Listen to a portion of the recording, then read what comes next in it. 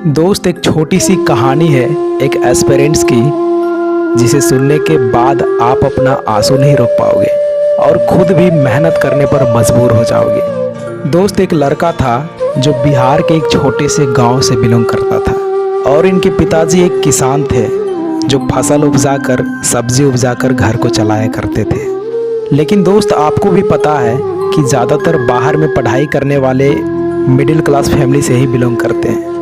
लेकिन ये बात भी सच है कि एक पिता चाहे कितना भी गरीब क्यों ना हो, अपने बेटे को पढ़ाने के लिए किसी भी हद तक पार कर जाते हैं। ठीक उसी तरह 12th के बाद इनका बेटा IIT करना चाहता था।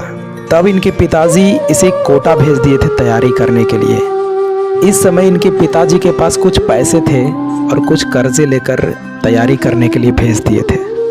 और वहाँ जाकर ये लड़का तैयारी तो किया, लेकिन क्या बताऊँ यार, इस लड़के का IIT में सिलेक्शन नहीं हुआ।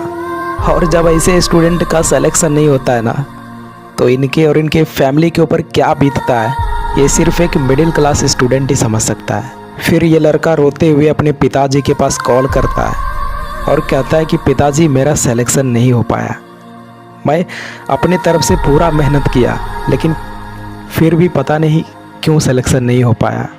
तो इनके पिताजी बोले कि बेटा कोई बात नहीं, इस बार नहीं हुआ तो क्या हुआ, फिर से दुगनी मेहनत के साथ तैयारी शुरू कर दो।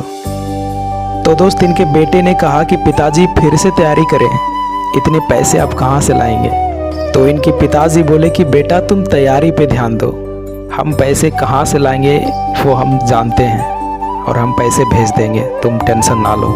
तो दोस्त, पता है इस बार इनके पिताजी अपना ज़मीन गिरवी रख कर पैसा भेजे थे। और जब इनके बेटे को पता चला कि पिताजी ज़मीन गिरवी रख दिए हैं, तो ये लड़का उस रात सो नहीं पाता है और आंसू की धाराएं बहाते रहता है।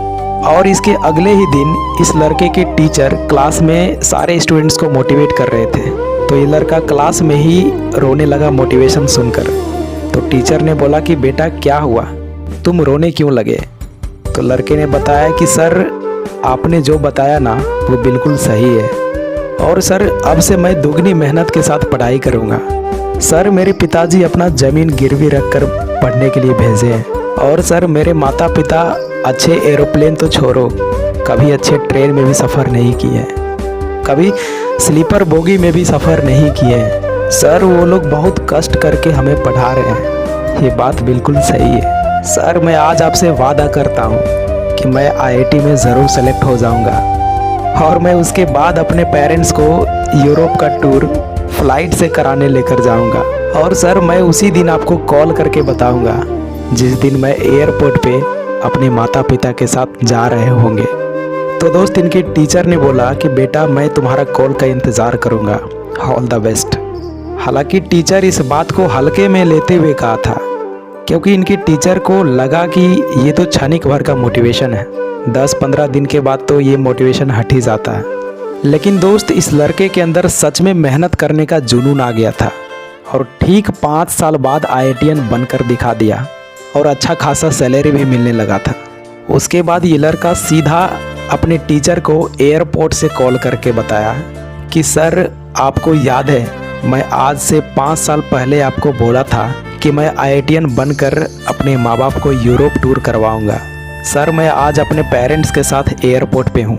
तो दोस्त, इनके टीचर ने बोला कि वाह बेटा वाह, तुम जैसा योद्धा को मेरा सैल्यूट है and I proud of you. तो दोस्त, ये होता है खुद को बदल देने का जज्बा। इसलिए दोस्त, आप भी वादा करो अपने आप से कि आप भी अपनी ज़िंदगी को बदल कर रहोगे। सो दोस्तों, ये रहा हमारा वीडियो जिसका आप लोगों को बेसब्री से इंतजार था। तो ये वीडियो कैसा लगा कमेंट सेक्शन में ज़रूर बताइएगा। और हाँ, एक बात और, मेरा एक सेकंड चैनल है मिस्टर शिव द वीडियोज़, यहाँ पे लिंक मिल जाएगा, एक लोगो मिल जाएगा, क्लिक करके उसे सब्सक्राइब जरूर कर लीजिए। उस चैनल पे भी अच्छे अच्छे वीडियो आपको देखने को मिलेगा। तो दोस्त, मिलते हैं हम अगली वीडियो में, तब तक के लिए जय हिंद, जय भारत।